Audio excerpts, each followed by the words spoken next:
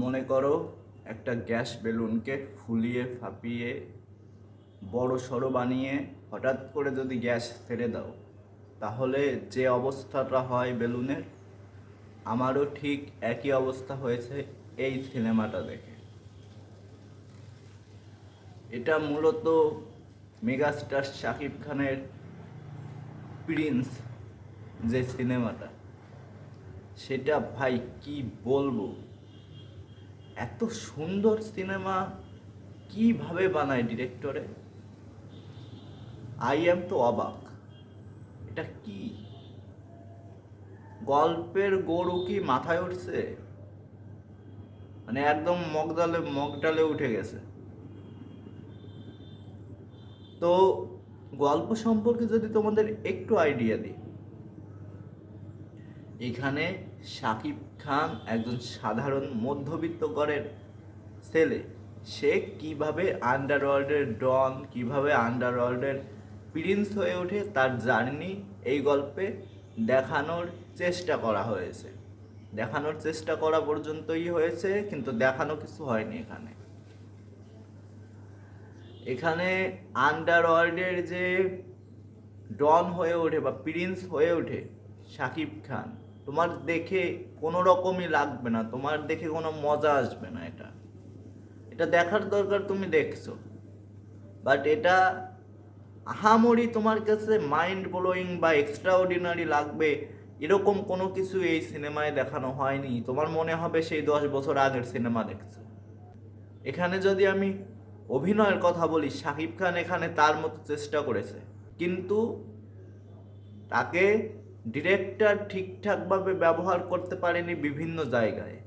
যেমন রোমান্টিক সিনে যখন নায়িকারা তার সঙ্গে অভিনয় করে বা নায়িকাদের সঙ্গে কোনো সিন আসে, তখন শাকিব খানের পারফরমেন্স টপ থেকে একদম ডাউন, বটমে চলে যায়, এরকম লেভেলের হয়েছে অ্যাক্টিং। আর সে যখন একা বা সে নায়িকাদের ছাড়া যখন থাকে, অ্যাকশন সিন বলো অন্যান্য সিন বলে, তার অভিনয় ওয়ান অফ দ্য বেস্ট কাজ in recent years of Shakib Khan. But ওই যে নায়িকাদের সঙ্গে গেলে একদম আদু ভাই হয়ে যাওয়া, সেটা হয়েছে এখানে। বাট শাকিব খান চেষ্টা করেছে তার মতো করে অভিনয় করার, বাট এখানে ডিরেক্টর ছবির কাহিনী অনুযায়ী কিচ্ছু করতে পারেনি। ছবির কাহিনীটা আরও ভালো করা যেত, ছবির স্ক্রিন পেলে আরও ভালো করা যেত, বাট এখানে ডিরেক্টর সম্পূর্ণ ব্যর্থ। এখানে আমি তো শাকিব খানকে বলবো, যদিও এই ভিডিওটা তার কাছে পৌঁছাবে না, বাট আমি তাকে বলবো বা তার টিমের যদি কেউ দেখে আর কি, তাহলে তাদের আমি বলবো যে এই রকমের থার্ড ক্লাস ডিরেক্টরের সঙ্গে কাজ না করাই ভালো। সে তুফান করেছে, সে বরবাদ করেছে, সে তাণ্ডবের মতো সিনেমা করেছে, আর এখন এই রকমের থার্ড ক্লাস সিনেমা করে মানে কি বলবো, ফ্যানদের নিরাশ করার কোনো মানে হয় না। এখানে রোমান্টিক সিন জ্যোতির্ময় কুণ্ডুর সাথে একদম মানে বিশ্রী রকমের, কোনো রকমের ইম্প্যাক্ট নেই, কোনো ফিল আসে না, কোনো রকমের তোমার ভালোই লাগবে না। এই রোমান্টিক সিনগুলো তোমার মনে হবে এগুলো স্কিপ করে যাও।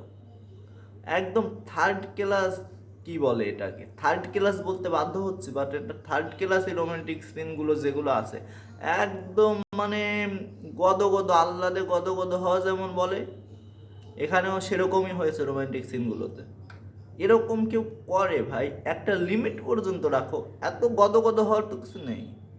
তো ডিসঅ্যাপয়েন্টেড হয়েছি অনেকটাই। আর এখানে তাসনিয়া ফারিন একটা কেমন চরিত্র ভাই, এই রকমের চরিত্র তাসনিয়া ফারিন করবে এরকম আমি কখনো চিন্তা করিনি। বিকজ তাসনিয়া ফারিন একটা ভদ্র, সুন্দর, একটা মিষ্টি মেয়ের চরিত্র করবে, এটা দেখতেই আমরা বেশি পছন্দ করি। তার মুখে একটা আলাদা রকমের চার্ম আছে, যেটা এই রকমের ক্যারেক্টার সঙ্গে বা ক্যারেক্টারের সঙ্গে এই রকমের যায় না। তার অভিনয় তো ভালো হয়নি এখানে, তাকে যেভাবে দেখানোর চেষ্টা করেছে ডিরেক্টর সেখানেও পুরোপুরি ব্যর্থ।